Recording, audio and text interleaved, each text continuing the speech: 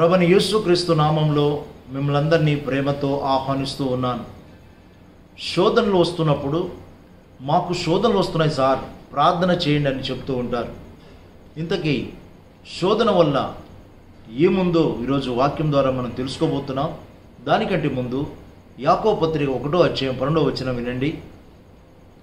శోధన సహించువాడు ధన్యుడు, అతడు శోధనకు నిలిచిన వాడై ప్రభువు తాను ప్రేమించిన వారికి వాగ్దానము చేసిన జీవ కిరీటము పొందును.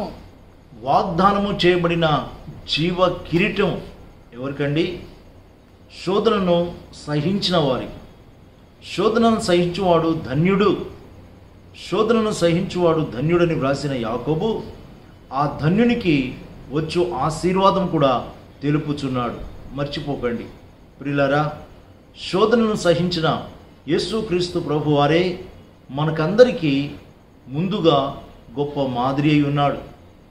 ఆయన తన ఎదుట ఉంచబడిన ఆనందము కొరకై అవమానమును నిర్లక్ష్యపెట్టి సిలువను సహించి దేవుని సింహాసనం యొక్క కుడి పార్శ్వమున ఆసీనుడై ఉన్నాడు. ఆయన ఆకారమందు మనుషుడుగా కనబడి మరణము పొందునంతగా, అనగా సిలువ మరణము పొందునంతగా విధేయత చూపిన వాడై తన్ను తాను తగ్గించుకొనెను.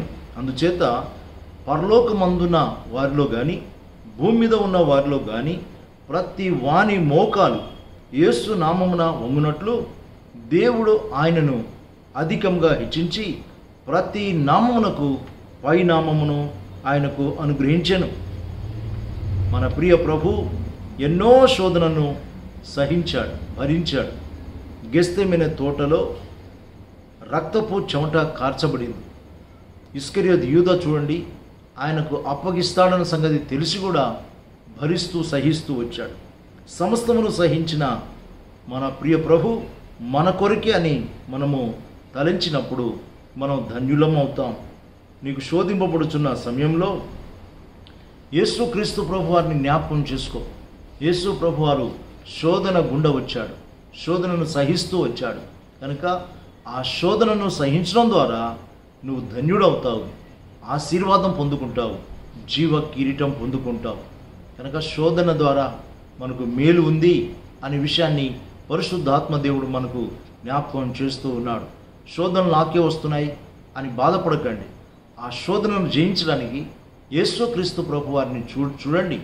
ఆయన వైపు మన కన్నులు, మన హృదయం ఉన్నప్పుడు ఆ శోధనను జయిస్తాం, ఆయనకు మహిమకరంగా మనం జీవిస్తాం. ఈరోజు వాగ్దాన వాక్యం విందామా? నేటి వాగ్దాన వాక్యము మార్కు సువార్త 13వ అధ్యాయము 13వ వచనం. నా నామము నిమిత్తము అందరి చేత మీరు ద్వేషింపబడుదురు, అంతము వరకు సహించువాడే రక్షణ పొందును. అంతము వరకు సహించువాడు రక్షణ పొందును.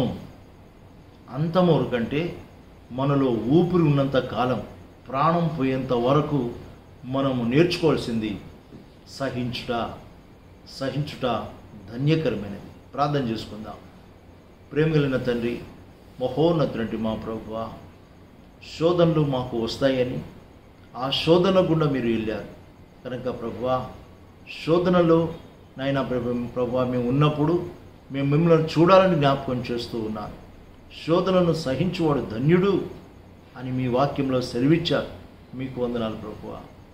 మా రక్షణను మేము కాపాడుకోవాలంటే అంతము వరకు, మాలో ఊపిరి ఉన్నంత వరకు సహనము కలిగి మేము జీవించాలి.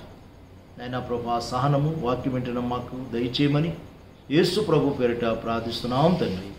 ఆమేన్.